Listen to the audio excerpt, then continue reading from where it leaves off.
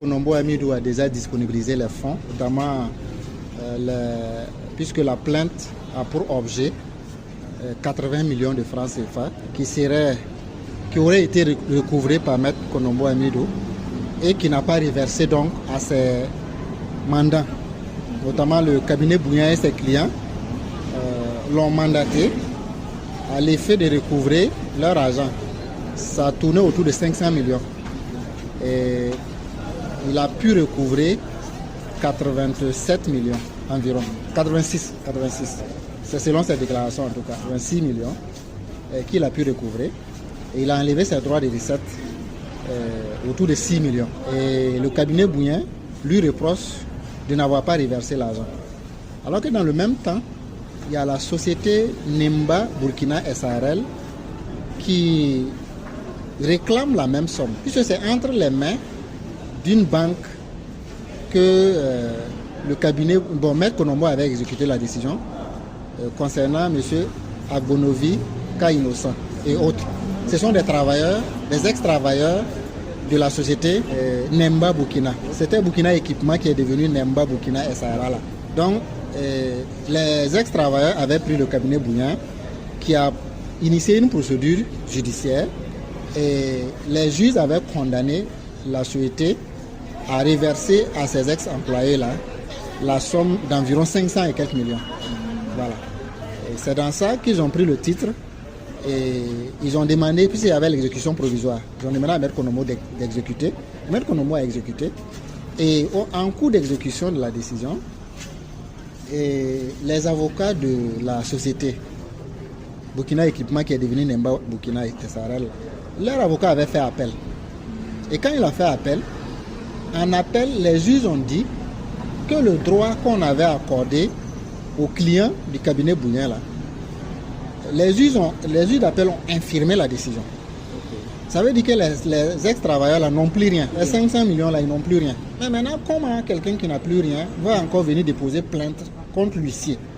Puisque l'huissier, en principe, il devait remettre l'argent à la société, puisqu'on a annulé le titre.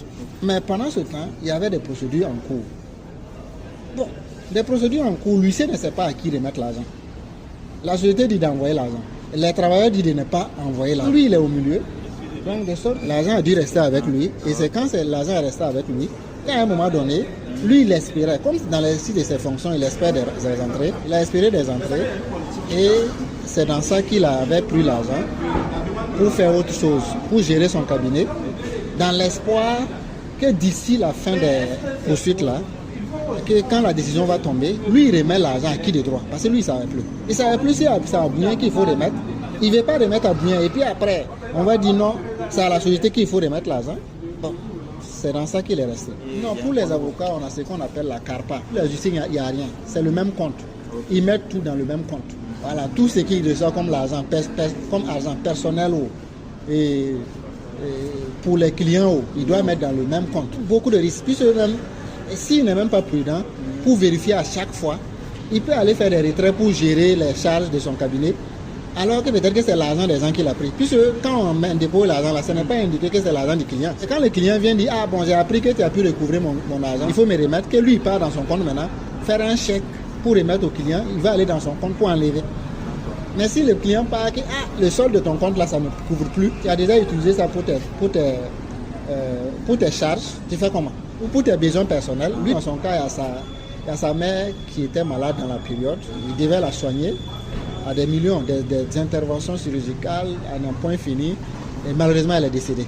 Et en avril dernier aussi, il y a sa soeur qui est décédée d'un cancer, où elle a dû faire des opérations, au moins 4 ou combien d'opérations, éviter le cancer, mais malheureusement elle est décédée en avril dernier. Donc c'est dans ces difficultés-là qu'il était. Et bon, quand tu enlèves l'argent de ton compte, tu ne regardes pas forcément. C'est à un moment donné que tu vas aller demander le relevé de ton compte ou la situation de ton compte. Et quand on va te remettre, tu vas dire, gars, moi-même j'ai pioché dans ça, ou bien l'argent qui reste dans mon compte là, ce n'est plus beaucoup. C'est ce risque-là. Alors que leur loi actuellement, leur profession est en train de se munir d'une caisse de mois de dépôt d'argent qu'ils reçoivent de la part de leurs clients. Chez les avocats, c'est comme ça. Un avocat ne peut pas prendre l'argent de son client et aller déposer dans son propre. Ça, c'est une faute. Quand on te remet de l'argent pour ton client, tu peux déposer à la CARPA. Et quand tu déposes à la CARPA, tu ne peux même plus prendre l'argent là à ton propre nom si ton client n'est pas d'accord que tu enlèves quelque chose dans l'argent. Ce n'est pas possible.